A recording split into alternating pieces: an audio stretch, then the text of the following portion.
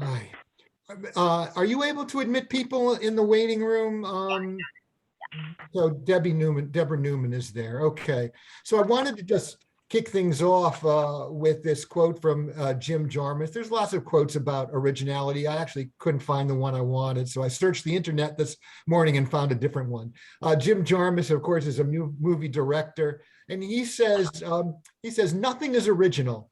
Steal from anywhere that resonates with inspiration or fuels your imagination. Devour old films, new films, music, books, paintings, photographs, poems, dreams, random conversations, architecture, bridges, street signs, trees, et cetera, et cetera. Select only things to steal that speak directly to your soul. If you do this, your work will be authentic. Authenticity is invaluable. Originality is non-existent. And don't bother concealing your thievery.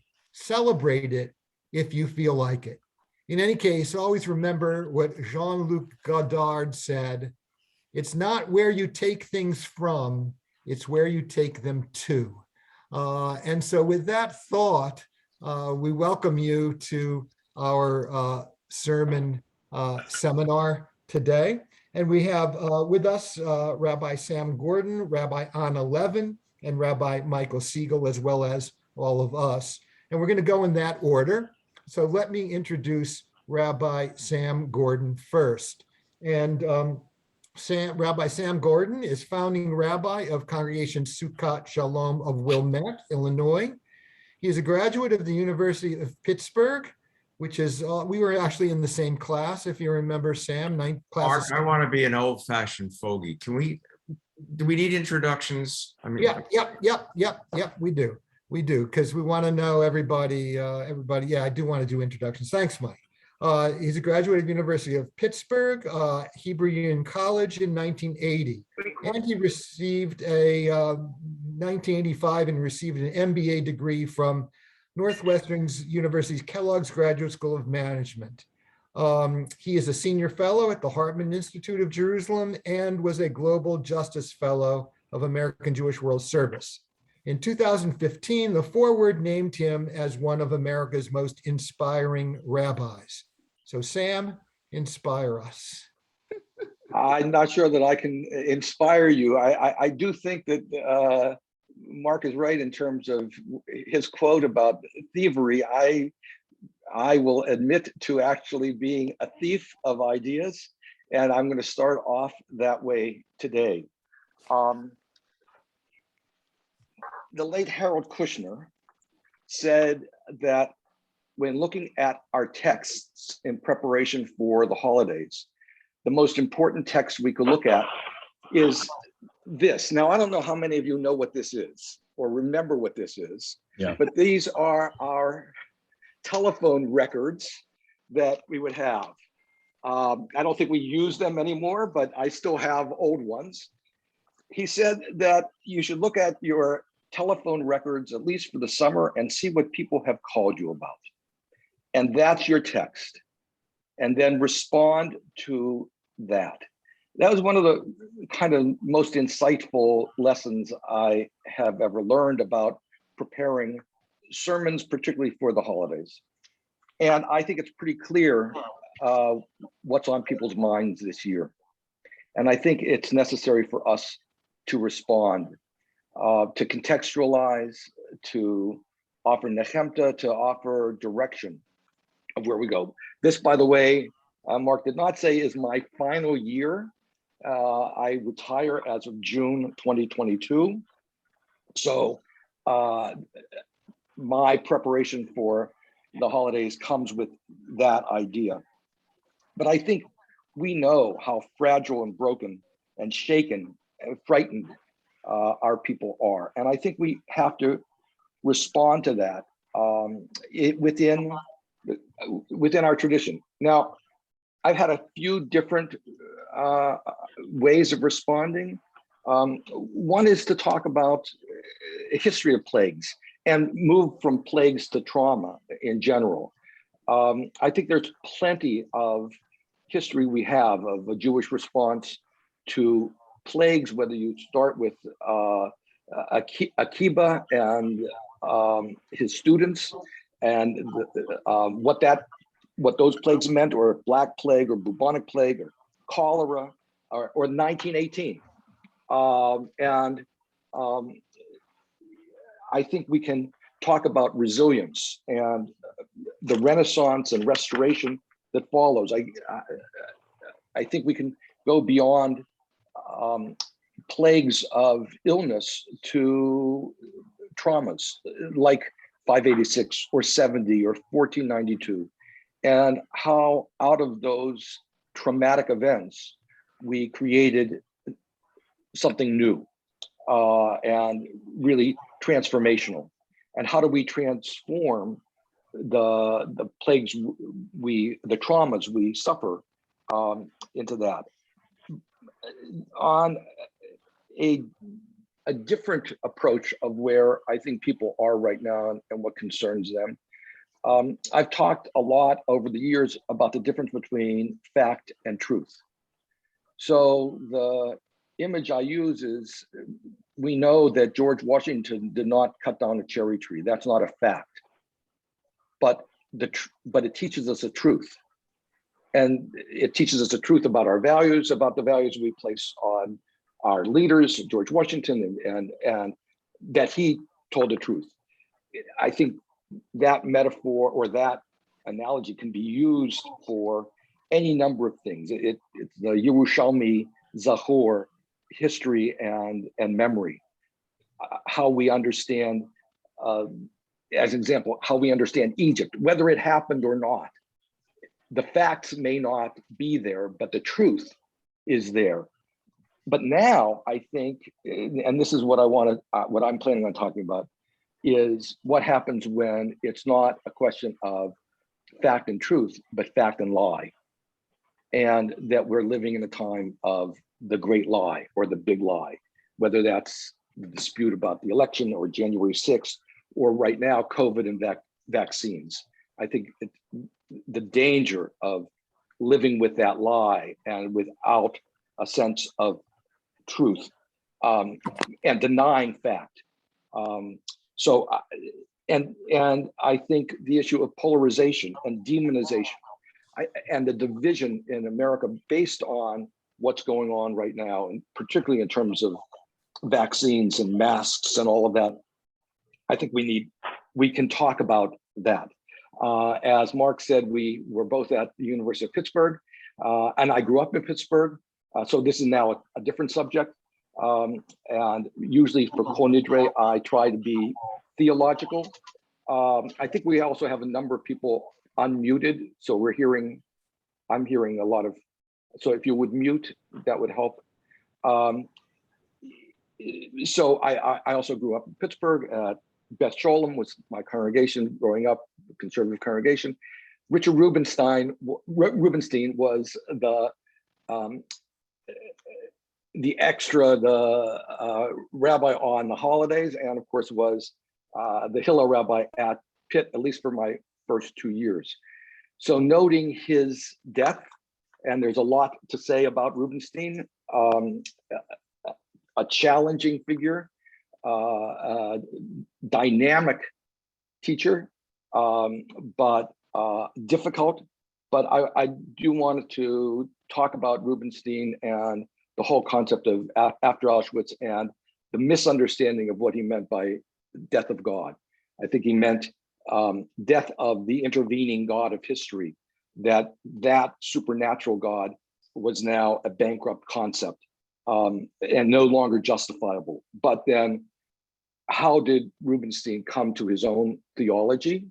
I won't talk about his politics, but his theology and his sense of, I guess, unity and oneness and a blend of Kabbalah and mysticism within Rubenstein. So that is another piece that I'm looking to talk about. Typically on Rosh Hashanah morning, I do, and Michael Zedek is is my teacher on Ed Friedman and family systems, and the family systems that particularly the Abraham Isaac story, but throughout Genesis. And I've always found that to resonate in different ways. And that those relationships, in one of my, now looking back at 40 years of my rabbinate and the 40 years of sermons, one of the ones that spoke to me most came out of a scene in A Chorus Line, where the Hispanic lower class kid who was clearly gay, but from a very, very conservative ethnic home, has his job, his first job in theater is in a drag show in Times Square, and they're about to go on the road, and he arranges for his parents to come and bring his luggage with them, but they show up too early, and they show up and they see him in drag, and his mother goes ashen, and his father just draws back. And then his father says to the director, please take care of my son. And the line in the chorus line is that the actor says, this is the first time I ever heard him say, my son. And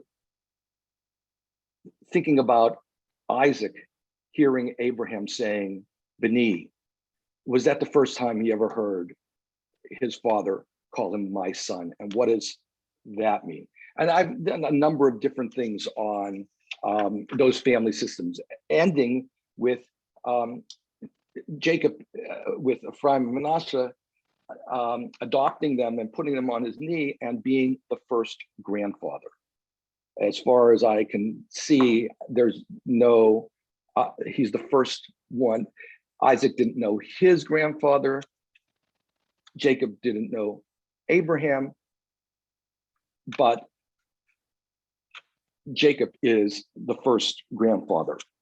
And I think building on those relationships. Finally, let me just say, not as a sermon, but as an iyun, at least in my congregation, people may be reading the Machzor and following along, but they don't have the sense of context.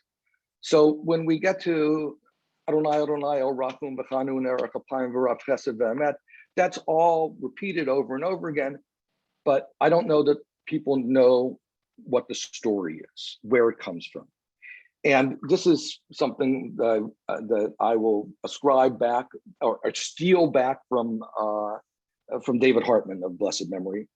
The idea that God intended to wipe out the Israelites at the golden calf. And it was only Moses who convinced God not to do so. That God wanted to start all over again, kind of like a Noah with Moses, and Moses rejected it and said, look, you're endlessly patient, overflowing with love, all those attributes. And God changed God's mind. God repented.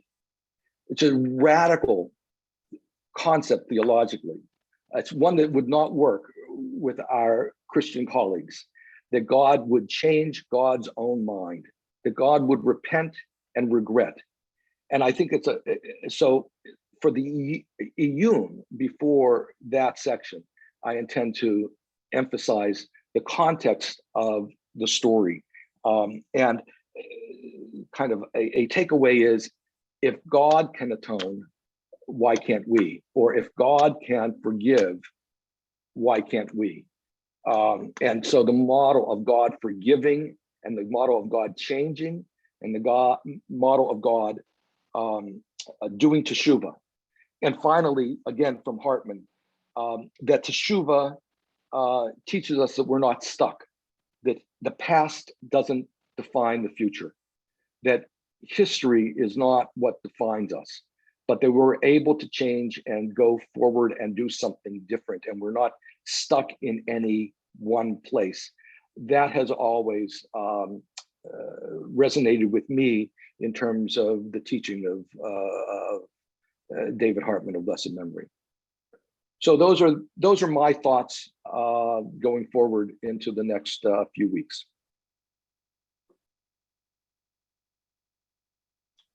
Mark, you're muted. Okay, Mark? thank There you. you I'm unmuted. Thank you. So thank you, Sam. We'll now open this up for some questions or thoughts or responses to what you've presented to us. And we have about 5 minutes to do that. If you want to raise your hands simply like that. Yes, Michael Siegel, please unmute. I'm fascinated, Sam, by your interest in speaking about Richard Rubenstein on Yom Kippur. And I'm wondering where you are hoping, what you're hoping people will walk away with. Well, I'm hoping that they'll walk away with an understanding that it was simplistic to categorize him as death of God and that God was dead. And that's a simplistic understanding of who Rubenstein was. I think that Larry Kushner does a lot of his own midrash on Rubenstein. And so it's a blend of Kushner's oneness, Rubenstein's image of the ocean and the waves and the individuation of an individual wave, but that you're part of the ocean. And people know it actually from Mitch Albom's, the end of Mitch Albom's Tuesdays with Morrie, that the wave seeing the shore thinks, I'm going to die, I'm going to die, I'm going to die. And the ocean says, you're not a wave, you're an ocean. And that's one of the images that Rubenstein really kind of used, and Kushner then developed from that. I think that the pediatric concept of God that so many people are stuck in and aren't able to grow beyond. I think, and that's why I said that Yom Kippur, Kol Nidre, often when I think about what my topics are, Kol Nidre for me is always the theological sermon. So I don't know if that helps, Michael. Thank you. Others, yeah, Taryn, please unmute, and then we'll go to David. Hi, Sam. Thank you so much for your presentation. Really thoughtful. Something I'm struggling with, that started a sermon about uncertainty. And I'm really struggling with like the notion of people being fragile, broken, shaken, frightened, as you said. We just had a temple picnic and people were really happy. They were wonderful. Like, is at this point, like, that's where I am, oh my gosh, so many decisions have to be made for the synagogue. And I'm thinking about COVID and all of these, situations all the time. I'm just wondering, like, how do you strike that balance between, let's acknowledge the hardships, that we've faced and we're facing, versus let's kind of move forward and be, hopeful. I mean, a lot of people I've talked to, we're kind of already there, like it is what it is. We're moving forward. Sorry for that expression. Well, first of all, one of our colleagues suggested that Anna and Michael and I not use the term hope, but I'll leave that aside. The word I would use is resilience.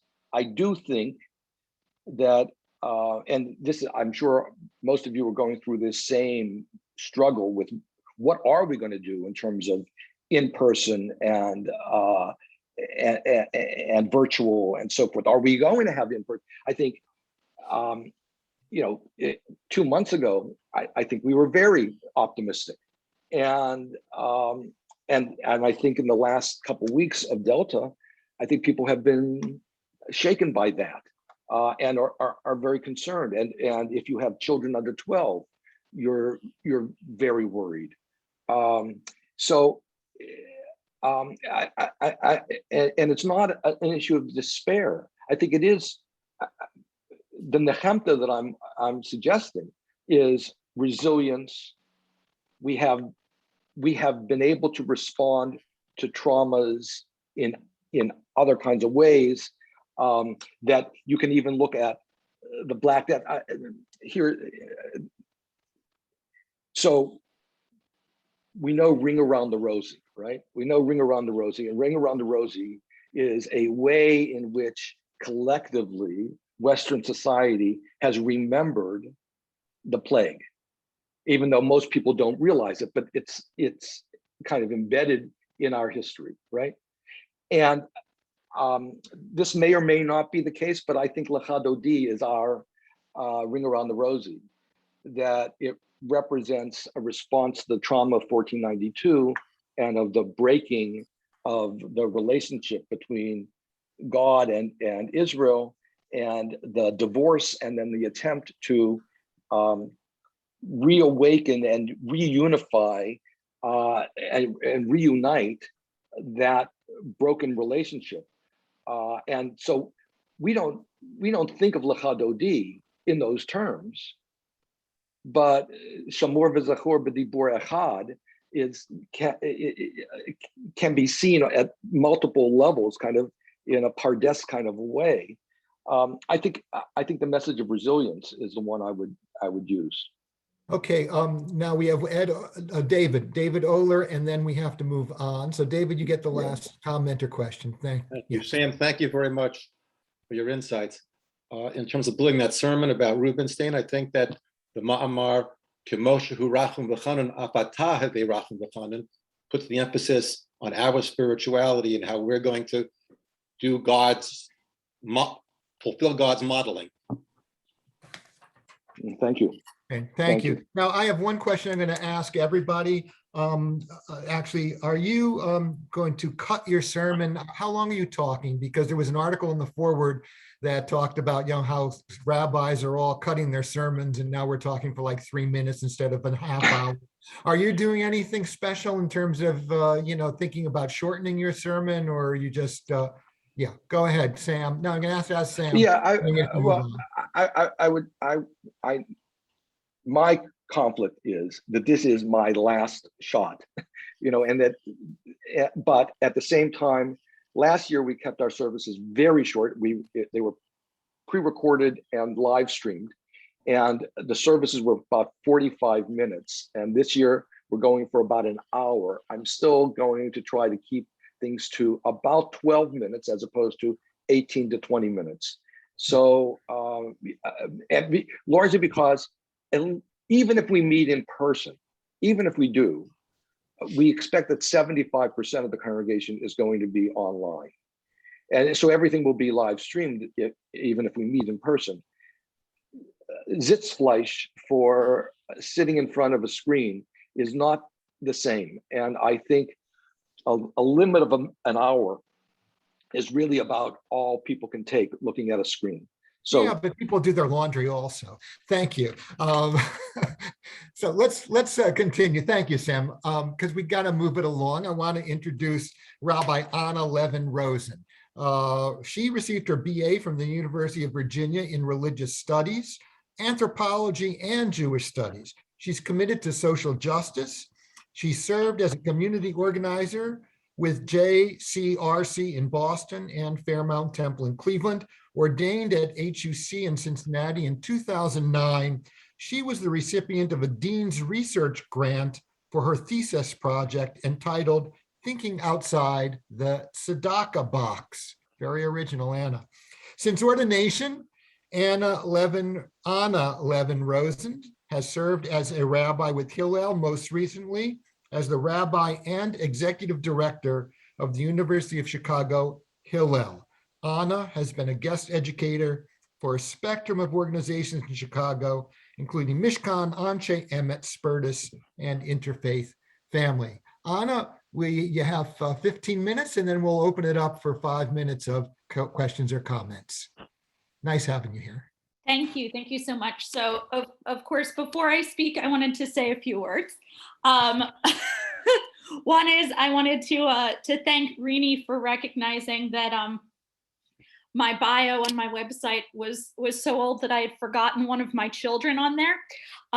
So thank you for the careful reading of that. I also I did want to lift up that Rabbi Pupko did reach out to the sermon presenters with a kind of compassionate plea that we not speak about hope, and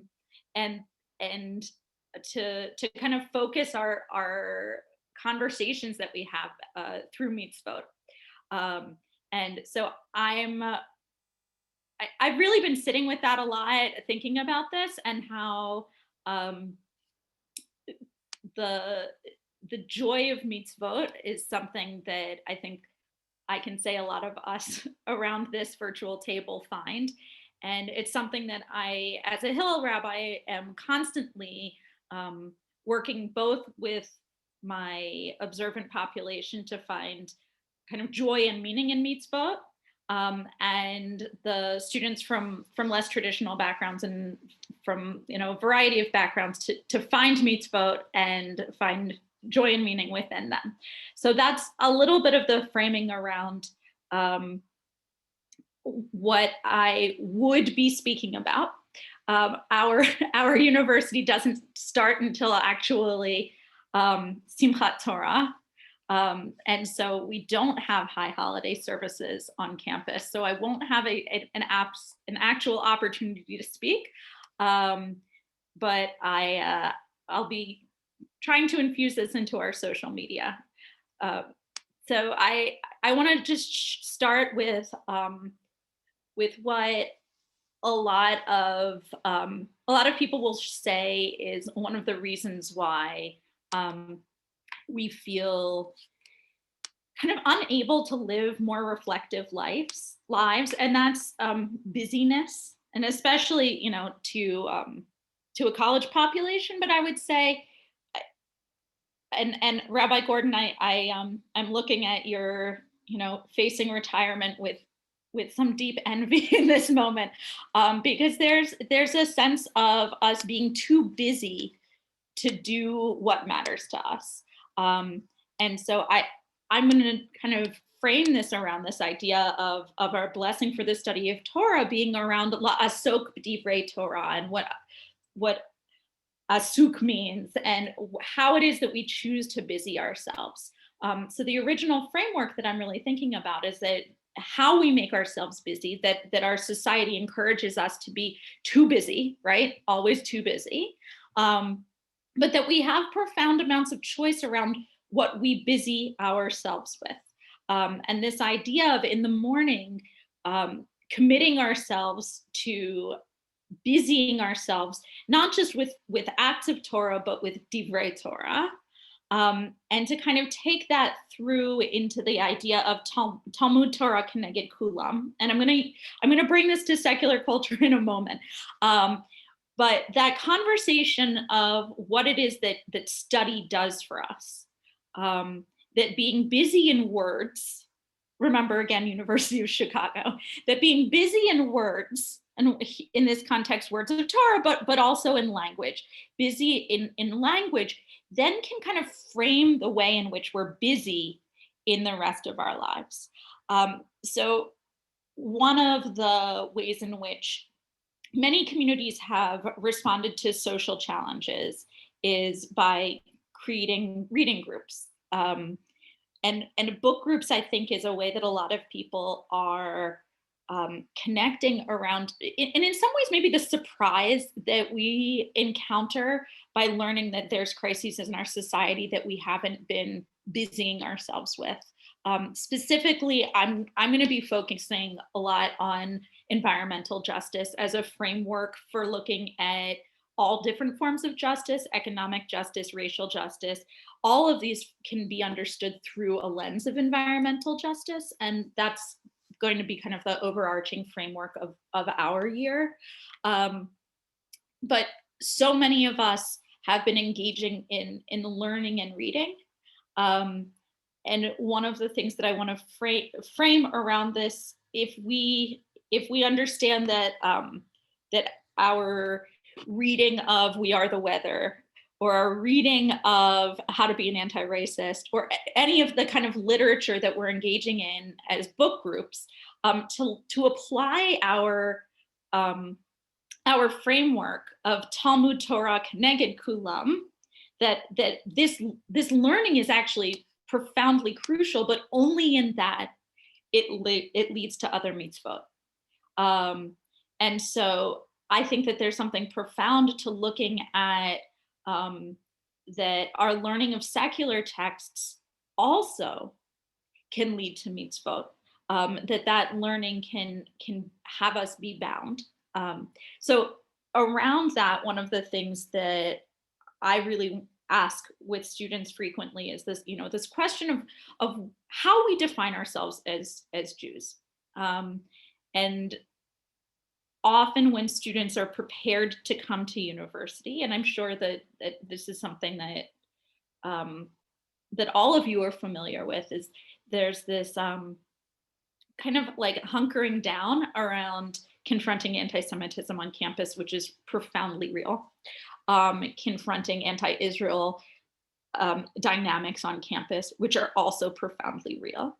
But I like to encourage students to acknowledge the reality of that, but also to resist defining ourselves through that context, and to look back into our history and ask ourselves, how do we choose to define ourselves? Not by being despised or denied our own autonomy, but rather to look back on how we're defined, both through our stories, but also through that which makes us Mamlechet Kohanim V'Goy Kadosh. And we're often kind of, especially with students, I'll say there's a discomfort. I mean, like almost in a Reconstructionist way, like a discomfort with this idea of being chosen. But something that's really powerful of Mamlechet Kohanim V'Goy Kadosh is that it's not about us being better than other people. It's rather about each of us having a profound responsibility to shape the world and shape our communities. So I also always want to offer our students, what defines us? It's not the ways in which other people perceive us that we need to let define us. We can pick up our own identities. And one of the ways in which we pick up our identity is through our learning, and then the action that our learning leads us to. So one of the ways that I've always been kind of moved to think about the value of mitzvot as part of our tradition, but also like not so much outside of what is valued kind of universally, is this idea of weight and boundedness.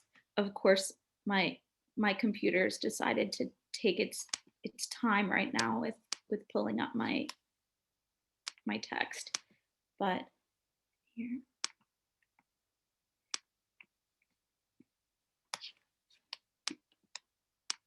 Thank you for your patience. So I will share my text sheet at the end, but there's a book that came out in 1984 called The Unbearable Lightness of Being. And within this book, it really talks about the experience of boundedness as something that's profoundly valuable in a secular context. So I'll read this quote and share that this is a little bit of the framing of the profound benefit of being a people who are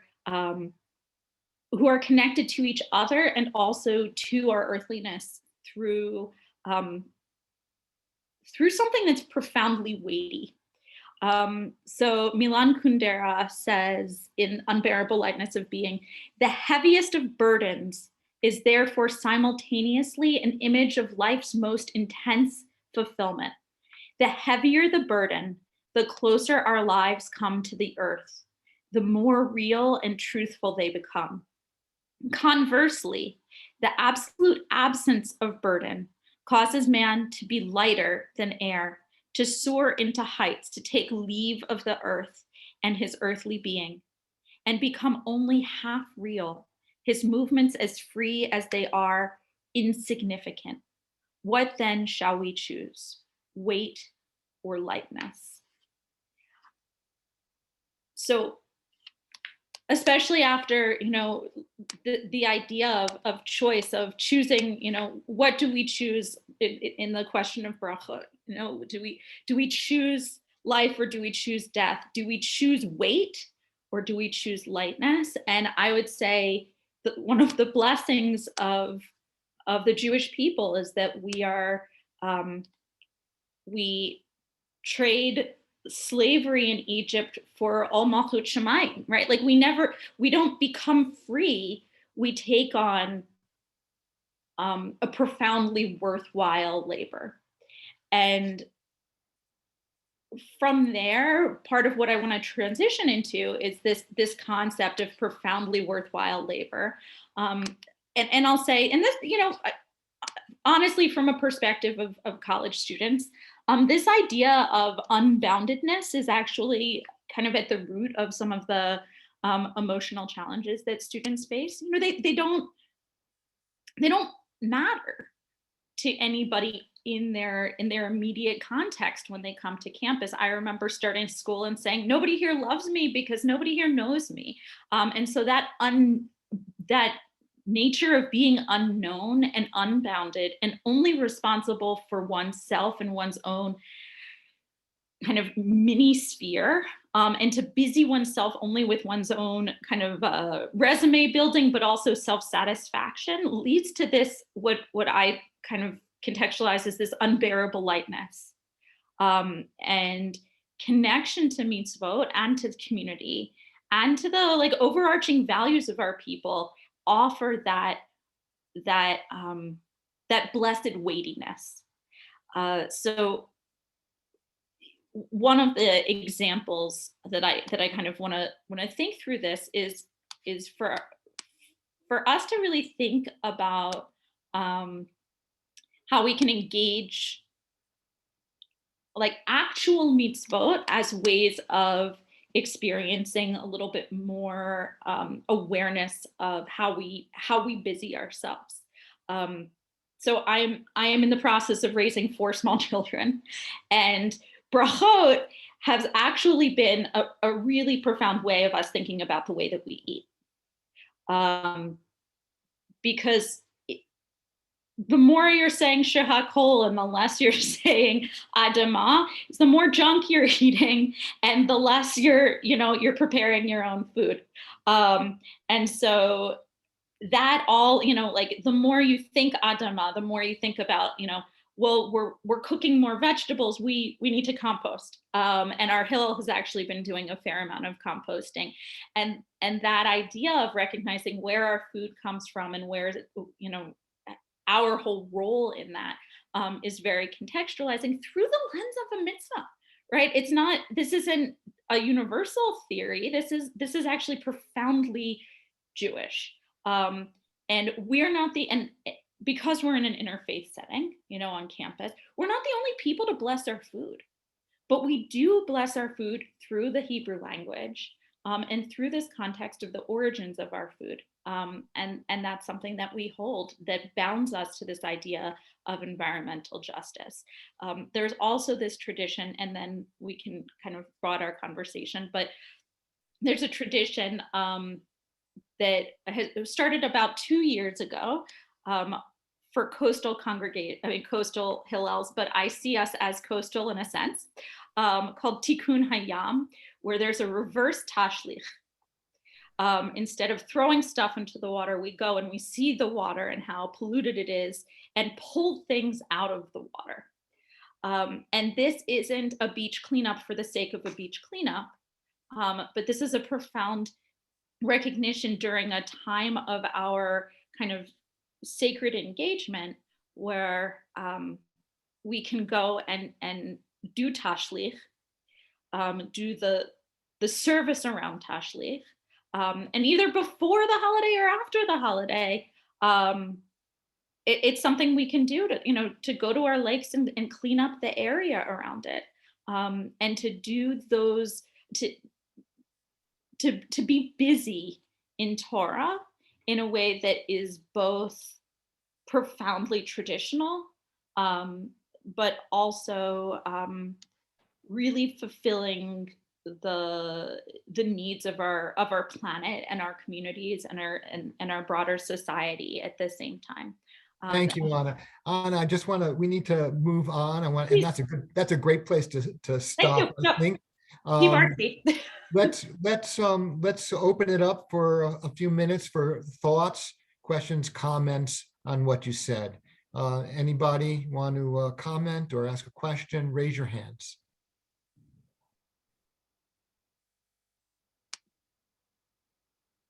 Yes, Michael Senek. The Taina with hope. I didn't get this message.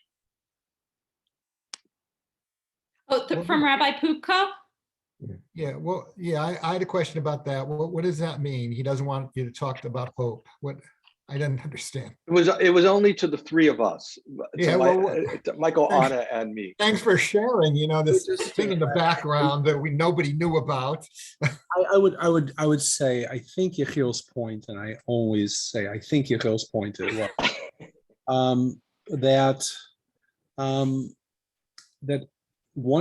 that hope for Jews flows out of the performance of mitzvot. That sense of groundedness and purpose that are intrinsic to mitzvot lead to a greater sense of hope, as opposed to speaking of hope as its own topic. That's how I chose to understand what he was saying. Thank you, Michael. Yeah, I also think it was in contrast to Christian grace. Yes. And that we don't believe in grace in that way, undeserved, love that is going to. Anyway, I think it was partially contrasting grace. I hope to get his message next year.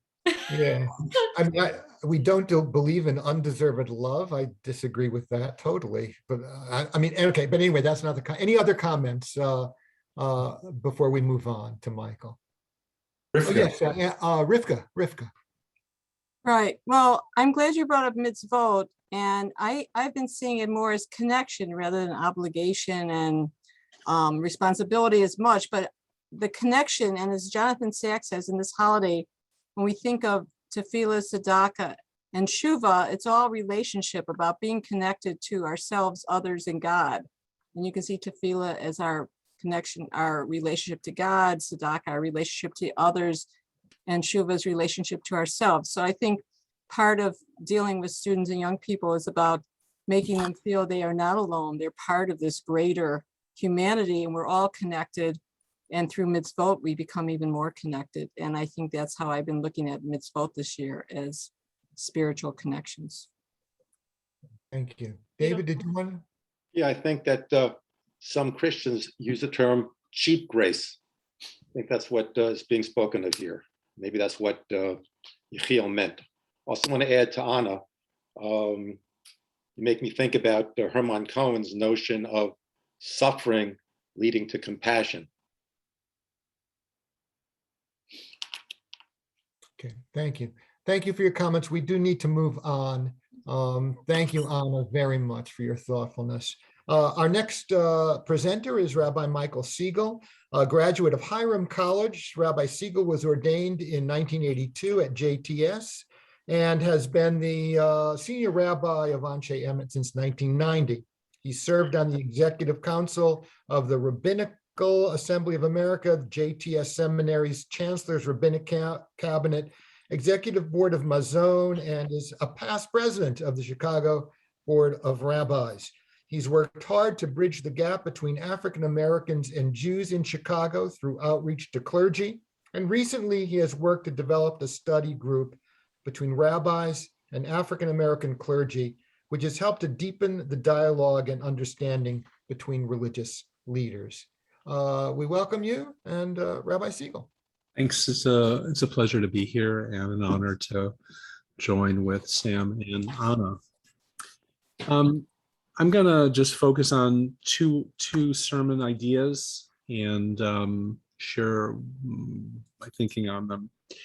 On Rosh Hashanah, I wanted to write a sermon as a response to my sense of the waning of empathy in the world. And the way that I constructed this, so I'll follow what Rini asked us to do, which is to kind of, what's the takeaway? I'll give you the takeaway first. That seeing the tears of others make us human. Feeling a sense of shared obligation with the Kadosh Baruch Hu to respond to those tears makes us Jewish. In a partisan, masked, and virtual world, it has become far too easy to ignore the tears of those crying out.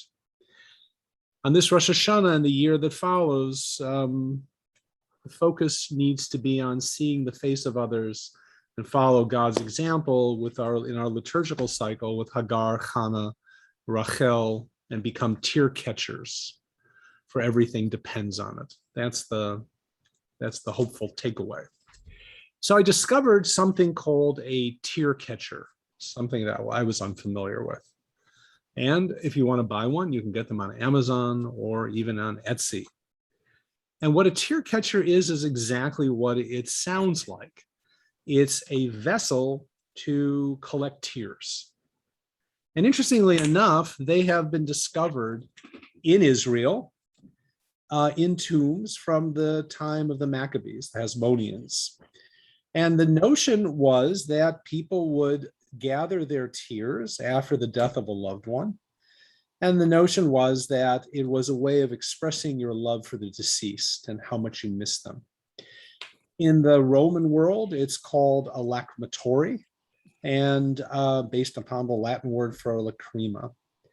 But for Jews, this idea is based on a verse from Psalm 56, verse 8. David is in a situation, as he often is, where he's running from his enemies, and he's in a desperate moment, and he says, "My wanderings you have counted, putting each of my tears into your bottle. Are they not in your account book?" It's a really beautiful verse, and it gives way to this idea that God collects our tears, which is really developed in a wonderful statement by Shimon ben Pazi in the name of Rabbi Yoshua ben Levi in Masechet Shabbat. It's on page 105, side B. And what is said is that anyone who shares tears over an upright person, the Holy One, blessed be he, counts his tears and puts them in his treasury. So in short, God sees our tears, God collects them, and God responds. And if you begin to look at the liturgical cycle of Rosh Hashanah, Hagar cries in the wilderness, Hannah cries because of her barrenness, Rachel cries for her children in exile. Even according to the rabbis, the angels cry at the Akedat Yitzchak. And the common denominator in each of those readings is that God sees the tears, collects them, and responds. So in the world in which we live, if in fact there is this kind of depository of tears, after this past year, it must be filled to overflowing. And what I underscore here is that anthropologists teach us that human beings are the only animal that cries from emotion. Other animals cry, but only human beings cry from emotion. And anthropologists have developed a theory that tears are a form of communication, and the belief that it built towards a compassionate society and actually fostered cooperation. The fact that we could signal pain or fear, eliciting an empathic response from another human being, was a watershed. At the same time, if human beings are the only beings that can communicate through tears, human beings are also the only animal that can ignore the tears of others. And we've seen multiple examples of this. I point to George Floyd. I point to January, in January 6th, where the tears of the policemen were ignored by the mob. And I also make note of the case here in Chicago of Anjanette Young, who this poor woman who was, the police burst into her apartment, and she was standing literally naked, crying. And it took minutes before someone got something to cover herself in. So we have a crisis of empathy in this country, an unwillingness to respond, and an ability to blind ourselves to the tears of those around us. And we see it in a whole variety of ways. There was a study done at the University of Michigan, which took 72 studies that were conducted over a 30-year period, and they found a 40% decline in empathy amongst college students. And they point to technology, that people are more connected to their phones than to each other. And the really, really striking thing about this study is that it was done in 2010. So imagine what has transpired since then. Judaism differs in this, in that it is the only religion that I know of that creates a chiyuv, an obligation to see the tears of others, right? So when the Torah speaks about ki gerim hitem ba'eretz Mitzrayim, what the Torah is actually saying, to us is that we recognize our own tears in the tears of those who are being subjugated, those who are being put on the margins of society. And all of this, as you know, has been exacerbated during this period of COVID, because we live in a universe of screens. And even though we might give the appearance of looking at each other, we're really not. And in the midst of all of this, in the midst of COVID, what I've seen in my own congregation, and I'm sure that you have seen the same in your own communities, is that people have actually acted on their empathy. So all is not lost here. Give examples of B'nai Mitzvah students here in our congregation, and doctors and nurses and our helping groups and all the rest, that people have reacted.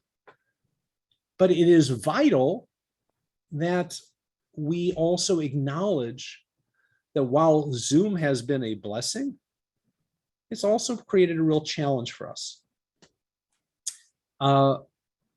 And I give an example of something that actually happened to me. I had some, I had some cosmetic surgery done on my eyes. I had a growth on my eye, and so I had to use this clear silicone stuff. And what ended up happening was that it was very shiny. And I taught a class, and it was, and no one noticed it, but I had to go to the synagogue to have a photograph taken, and the photographer said, "Why are you crying?" And what I realized is you can't see tears on Zoom. You can only see tears when you're with someone. And so the sermon really comes to a conclusion about being tear catchers, and that when the congregation opens this year, to come. And that doesn't mean that we're not going to continue streaming services, but the experience of being with others is really the most important thing that we can give each other if we're all actually going to fulfill our humanity and fulfill our Jewish mandate. And so that's one sermon. Second sermon is for Kol Nidre. And it is a response to the crisis of Jewish identity. And in the sermon, what I'm going to do, and I'll talk about this for a few minutes in a second, is I'm going to use the talit that people are wearing on Kol Nidre night as being the embodiment of Jewish identity. The sermon starts by discussing a series of lectures that Martin Buber gave in 1909. And in these lectures on Judaism, he asked the question, why do we call ourselves Jews? And he says, and he goes on to say, because we're Jews. What does it mean that we are Jews? I talk about the parallels between Buber's time and our own, the many views of Zionism in his day, anti-Zionism. In our congregation, for instance, our congregation was originally in Temple Sholom. So when we face the Ark, we're facing west. That's part, and that was built in 1910. So it's exactly at the time that Buber is giving these lectures. And so what I want to show in the failed revolution of 1905, and so you start to see that the kinds of upheaval that were going on in Buber's time are going on in our own. And the question that he raises is the same.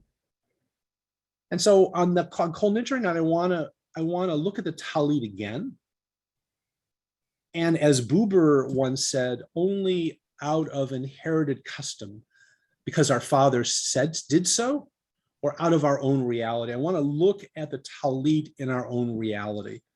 And what I'm going to challenge people to do is to look at the Talit not as a ritual object that they wear, when they go to shul for someone's bar mitzvah or on Kol Nidre night, but actually a covering, a garment for the soul, the Jewish soul.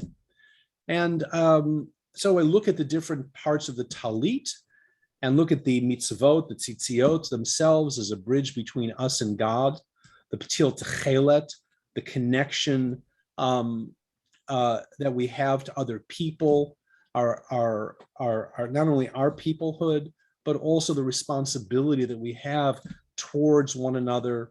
I look at the stripes on the Talit as our shared Jewish history, the great moments and those of our destruction. I look at the cloth itself and I suggest that it reflects the culture in which we live. And so, we have that part of the garment of Jewish identity is all about the culture, whether it's from Morocco or Russia or Mexico or Canada. It's and the repeated phrase throughout is, this is your Yerusha, this is your inheritance. I come then to the Talit as being the model for the flag for Israel, and this is your Yerusha as well. And finally, I come to the Atara, and I ask people, what is it that you take pride in? And so this is kind of the essence of the idea. And because I'm recording a conversation with Natan Sharansky for Yom Kippur afternoon, I wanted to end with him. I wanted to talk a little bit about his connection to this notion of Jewish identity. And so there's a wonderful quotation, which I will put up on I'll put on the chat in a second, but I just want to read it to you in my remaining minute. I just love this quotation, so you'll indulge me. In my prehistoric life, the highest value was physical survival and best tool for what was a successful professional career. I had no identity, no values, nothing to live for, nothing to die for. In joining the Jewish people, I discovered that when you have an identity, when you are part of something bigger than yourself, fear for your well-being no longer imprisons you. Putting myself back into my people's history, into our community, freed me to fight for my rights, for the rights of my fellow Jews, and for the rights of all people around me. Subsequently, I was challenged again and again to choose between those two impulses. Is my first loyalty to my people or to my universal ideals of freedom? Today, the whole world seems to be divided between those who choose their identity first and those who choose their freedom first. That's a false choice. Enjoying a free, meaningful life in accordance with our identities, while letting others do the same, should be our shared aim in the common pursuit of happiness. and kind of come back to the bracha at the very end, what do we say? Lahitatef batzitzit. It's not to put the talit on, it's to enwrap ourselves in it. And so with this Yerusha, what I'm inviting people to do is to find meaning in every aspect of the talit, not to divorce themselves, not to cut off any one part of them. They're all yours, but you have to, as Buber suggests, you have to see them in your own time, and you have to also join in the quest for finding meaning in them. Thank you. Thank you, Michael. Let me ask you, are you going to try to shorten your sermons from pre-COVID times? Same question for Sam, or how are you going to get that into 7 minutes? I don't know. Did it feel long to you, Mark? No, not at all. You could have gone on for another 15 minutes as far as I'm concerned. Okay, I have more. No, I don't want you to really. But I'm just curious. I mean, yes. The answer to your question is yes. So I think, in years past, I indulged myself to speak for about 25 minutes before COVID and all this. But now I'm very strict about somewhere between right around 18 minutes. So that's shorter for me at least. Yeah, that's right. Okay, Rivka. Thank you. Since you are interested in all aspects of the Talmud you're conveying, I teach mindfulness meditation. One of my teachers taught me that the Talmud, the third paragraph of the Shema, is the ultimate mindfulness paragraph. It's kind of Buber triangulation. And what we do is we hold the tzitzit, I look at them, I remember, and I do. And it's like a Buber moment, like Ra'itam Zakartam Asitam, where it's deep looking that causes Jewish memory to occur, which helps you act in the world. So it's like an embodiment of the whole third paragraph of the Shema in those, looking at those tzitzit. And it's something I do every day, this kind of triangulation, a Buber kind of triangulation. Thank you. Michael Belinsky? Yeah, first of all, thank you all. I remember in the old days from Haskell Lookstein talking about the sermons he would give high holidays, and there was always one about Israel. And what's been, aside from all the wonderful content, Israel has barely been mentioned. So I'm just wondering, is it not the issue at hand now? Is it not really possible to talk about it anymore? Has that played into your decisions I can address this to Michael first in terms of what you're going to be speaking about. I'm not being critical. No, not at all. I always made a point of speaking about Israel at some time during Rosh Hashanah. I'm going to use, I feel as though I want to fold Israel into this Talit sermon. It's in there, and I'm going to make a couple of very pointed comments about Israel, but it's really in the context of Jewish identity, this notion you cannot divorce yourself from that. And that's the challenge of our moment as well, because I think that people feel as though they can pick and choose. And when you see young people saying, this is not my, heritage, this is not my birthright, we have a profound issue to address. And so I'm trying to figure out a way to address this issue in a way that everyone can hear, as opposed to kind of what I feel like saying. Thank you. Yes, Deborah. I think Sam wanted to pick that up too. Okay, but I called on Deborah and then Sam. I really don't even have a question. I just want to say I really loved what Sam said about, how we steal other people's things. And I want to say, Michael, both of those sermons are amazing. But the first is so original and unique. And I've never heard of a tear catcher, and your connection to all of the sources you have. I don't know how I can actually steal it, but it was really amazing. Thank you. Sam, thank you, Deborah.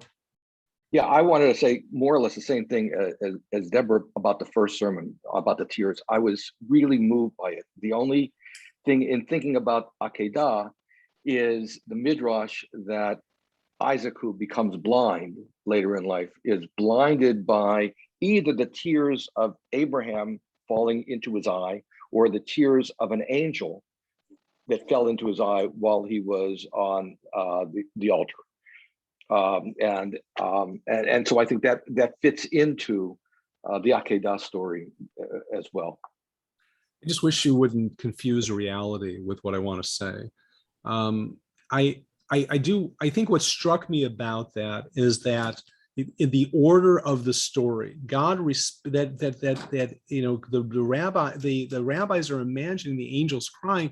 It's almost as though the tears are the kind of the call to God. It's a communication with God. That's kind of, it's just a way. It was a way of thinking about that. I never thought about it before. That's all. But you're right. That is a problematic midrash. Michael Zedek. Yeah.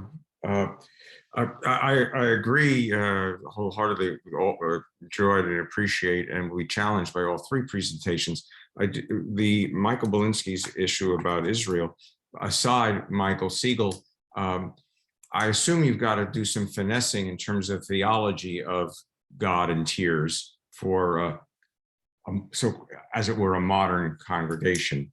But I've been wrestling very hard with what can you say in the current environment in the non-Orthodox community about Israel. So I've decided that what I'm going to do, at the moment at least I've decided, who knows what will happen. I'm going to tell a couple of Maisala, and we're going to have a study session, not unlike what I guess Michael is planning in the context of recording a conversation with Natan Sharansky. Because there are people in pain, and I want to be able to hear them, not just talk to them.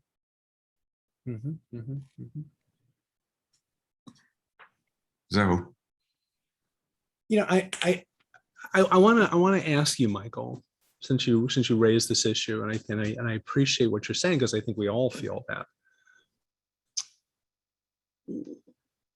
Don't we have an obligation to remind people that whatever your thoughts are about Israel, this is our people's homeland? Doesn't mean, you know, I've been toying with the idea of using Brad Artson's response to the rabbinical students. If you haven't read it, you should read it. It's a very important piece, but the point that he's making is that the tears of the Palestinians have blinded them to the tears of the Israelis. And I think that that is part, maybe that's one way of talking about it. It's not like we don't see them, but when you only see the tears of the other, right, and don't see the tears of your own brothers and sisters in all of this, in the time when rockets are flying each way, you know, I kind of feel like we just have to kind of be out there and take a side on this, at least a side of Jewish peoplehood, not a political side, nothing else, but that side for sure. Of course, I agree.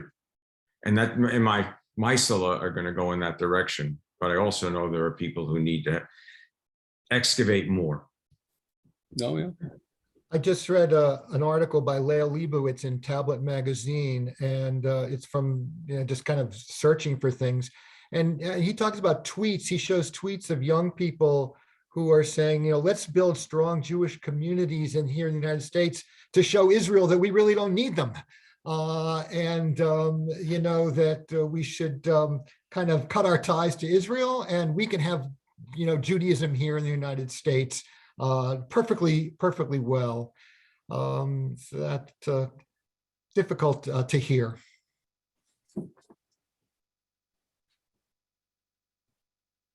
Well, it's equally difficult to hear Carol Glick say to Israelis, as she has been saying, that, you know, forget about American Jews, forget about these protests. They're going to be gone in a generation anyway, so don't worry about them. Right. Finally rid of them, so don't bother. So I mean, this is a crisis that we're faced with, and to not acknowledge it anywhere is also highly problematic. or the Israeli ambassador who says, what we need to do is build ties with evangelical Christians because the Jewish community is, there are enemies now, something like that. Yes, Rivka, go ahead. Well, when I'm asked how I could be a liberal Jew, and I talk to young people quite a bit, and yet strongly support Israel, I look at Israel, this is not just a government or a policy. This is an aspiration. This is a people, a history, religion, a culture, a whole tradition, a multi-generational, multi-ethnic melting pot. It's like saying the United States is the Republican Party or something, or Trump. It's not like that. And so people have to see that Israel is not just, this is more the land and everything else. It's more than just a government or policy. And therefore I strongly support the aspirational nature of Israel as the homeland, spiritual, physical, secular, and everything else. Thank you. We have a Can I just say couple more minutes. Go ahead. Can I say one thing really quickly? If you haven't met the new Consul General, please make a point of it. He's amazing, and he is an amazingly good listener, and he is very interested in how to have this conversation. And I just, I love Daviv, but I just want to say that our new Consul General is really special. Okay, so that's a wonderful way to close, except for Tara. Go ahead, Tara, go ahead. Thank you so much, everyone. So I think I have 3 sermons. I need one more. So I'm willing to take whatever you got. Just one question I have, just a general, I don't know what the sermon is. I wonder if anyone is addressing it. I'd love to talk offline, but I mean, what I'm noticing in my community and other communities is a real sense of disconnection from the synagogue. We were patient for 1 year. You didn't offer us religious school. You didn't give us what we wanted. And now, like, what we're going to be, watching live stream, perhaps, maybe we'll be in person for services this year. I don't know if I want to hold on to this. I know that I have to do something to be connected to the temple, but I just don't have it in me. I just wonder if anyone is addressing that, because it just feels like our membership isn't what it was. Why be Jewish when what you can offer me is so limited? Yes, Michelle. And then we're gonna have to end because we want to end at 11:15. Go ahead. So I'm still playing with this idea because I'm still struggling with Yom Kippur, but an image that might be helpful that comes from the holiday season is gates as doors. And when we feel like, well, I can't go to synagogue because the gates are closed, or are they open? Are they not open? What's open? What's not open? What are the hours? I mean, it seems sort of obvious, but like the sense of gates as a barrier, but also as a point of welcome, and how that gets really screwed up in this confusing time. And maybe you can offer some clarity and, may I say, hope in the sense of what our tradition offers in terms of like certain gates always being open, and that they don't really ever fully close. That might be a way of entering, because people are familiar with that image. Love it. Thank you.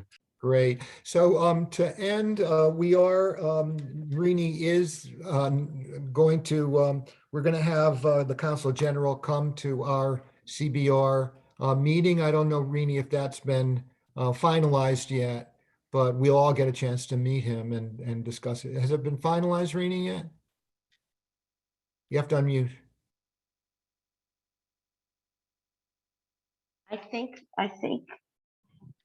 that Monday that we talked about, end of like the last Monday in September. Okay. Yeah. So keep your eyes open for an announcement about our meeting with the Consul General at the end of September. With that, I want to thank our 3 presenters. That was really wonderful. And I want to thank everybody who came and also shared ideas. I hope that I know we all got something. I'm trying to mute everybody. I could do, mute yourself, mute all, okay. I Hold should, on. I should just mention to you that I just muted your mic. Sam gave us a sermon because Harold Kushner is actually still alive. So it's really a Yizkor sermon about Tchiyat HaMetim. So we thank you for that. Okay, great. Good to see everybody. Shana Tova Umetuka. Bye-bye, everyone. Be Bye-bye. well.